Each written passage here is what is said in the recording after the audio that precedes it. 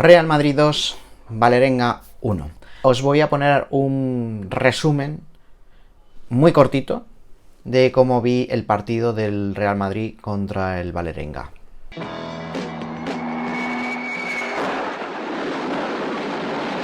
A estas alturas ya sabes el resultado, a estas alturas sabes la alineación, las sustituciones, ya sabrás seguramente cómo transcurrió el partido. Creo que no merece la pena hacer análisis. Me ha costado mucho pensar en qué iba a decir, he pensado hacer un directo, he pensado hacer un corto, he pensado no hacer vídeo, así que al final me he decidido por una opinión, un vídeo de opinión, más que de análisis. De análisis es probable que lo deje escrito, no lo deje por vídeo, simplemente en escrito. Simplemente es, bueno, dar un par de retazos de opinión acerca de del partido. Un partido malo, ese es el titular, partido malo. Un partido que el Vålerenga diseñó muy bien con un esquema de 5-4-1, líneas bien juntitas, y que el Real Madrid se encargó de proporcionar todas las ocasiones de gol. Nos vale los dos goles que tiene el Real Madrid, pero también el del Vålerenga, cuyo balón vino del área del Vålerenga y acabó en el corazón de nuestro área, siendo rematada por una jugadora del Vålerenga. ¿Sabes cuántos toques tuvo que dar el Vålerenga hasta que el balón llegó a las redes? Uno. Solamente un toque. El resto de toques lo dieron jugadoras nuestras, que llevaron el balón hacia el corazón del área, donde nadie puso oposición al remate prácticamente a bocajarro de la jugadora noruega. La defensa fue mala, fue horrible. Se generaron ocasiones de donde no había. El Vålerenga creo que incluso pudo llevarse mayor botín si no hubiera sido por una actuación de Misa. Dos paradas en...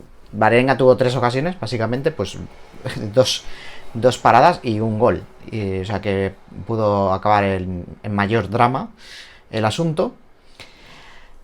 Y bueno, creo que Brun, por ejemplo, creo que Caicedo fueron las jugadoras que mejor entendieron el partido en lo que es línea de ataque. Y en el resto pues hubo una cierta congestión y creo que en buena medida también una cierta ansiedad por marcar gol en un escenario y con un contexto que era complicado.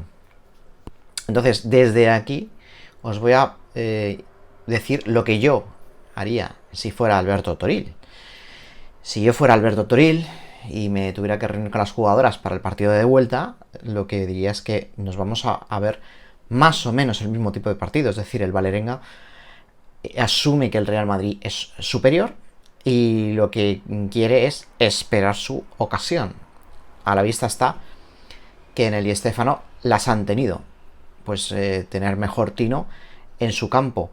Y que no van a tener mayor vergüenza en tirarse atrás y buscar las cosquillas a una defensa que hemos visto que flojea. Y flojea contra un Vålerenga. No me quiero ni imaginar cómo puede flojear ante ya equipos de entidad. Entonces, ¿a qué va a jugar el Vålerenga allí? Pues va a jugar a la ansiedad de las jugadoras del Real Madrid, que es básicamente a lo que jugaron también en el Di Stéfano, a que pase el tiempo, a la desesperación y a hacer, pues, no sé si definirlo como locuras, pero no hacer las cosas que se tienen que hacer o las cosas correctas que se tienen que hacer. De todas maneras, creo que falta trabajo. Creo que el 5-4-1 nos lo vamos a encontrar más veces. Lo hizo el Villarreal, lo ha hecho el Vålerenga y no me extrañaría que a partir de ahora sea un esquema en Liga F bastante común para jugarle al Real Madrid, porque ya hemos visto que se le está atragantando. Por lo tanto, aquí lo que toca también es trabajar ese sistema defensivo, ya digo, 5-4-1 con líneas muy juntas, prácticamente todas las jugadoras en el último tercio del campo, asumiendo que el Real Madrid va a ser superior, y jugar la baza de la velocidad. Y desde luego en Liga F hay jugadoras con velocidad y el Vålerenga tiene jugadoras con velocidad. ¿Hasta qué punto va a llegar el drama en Champions? Bueno, yo creo que si cumplimos la madurez y sobre todo pensamos que esto es un partido de 180 minutos, llevamos 90, vamos ganando 2-1, que no es un resultado especialmente bueno en Champions, de hecho podemos definirlo como uno de los peores marcadores que te puedes encontrar en Copa Europa, pero sí que es verdad que el Real Madrid es superior y que el Real Madrid va a tener la pelota allí en Noruega, y que la lógica te dice que al menos el Madrid va a marcar un gol. Por lo tanto, esos 90 minutos hay que pensar que se le van a cargar al Vålerenga, que es quien tiene que pasar la eliminatoria. Si quiere pasarla con 0-0 y siendo pragmáticos, pasamos, que eso es lo importante ahora mismo, pasar la eliminatoria. Toda la lluvia de críticas, porque lógicamente si el Real Madrid empata a 0 en Noruega, le vamos a dar todos hasta en el cielo de la boca a todas las jugadoras, cuerpo técnico y cualquier persona relacionada con el Real Madrid que pase por allí, pues eso tendrá que asumirlo Alberto Toril, que creo que estará en cualquier caso contento con pasar la eliminatoria. Ya digo, hay que ser pragmáticos. En Champions no llevamos un buen resultado, tampoco es malo, ¿vale? Llevamos un 2-1, no es lo que nos gustaría, y las sensaciones del equipo tampoco son buenas. Pero, ya digo, seamos pragmáticos, y ahora toca el Granada. Probablemente el Granada nos haga algo bastante parecido a lo que ha hecho el equipo noruego, el Vålerenga, y tenemos que rotar también. Tenemos que hacer descanso de piernas, porque hay jugadoras que se están cargando de minutos peligrosamente, y esto todavía no ha acabado. El mes de octubre está siendo largo, se nos va a hacer cuesta arriba. En fin, esta es la reflexión, no es análisis, es reflexión de lo que hemos visto en Champions, este partido de ida. Ya digo, señales preocupantes del equipo. Tenemos que mejorar,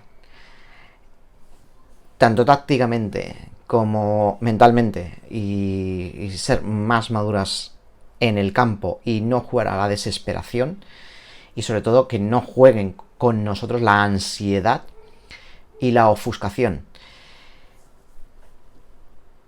Es importante a veces ir a ese punto práctico, a ese 1-0, y ya digo que en Noruega incluso hasta nos valdría el 0-0.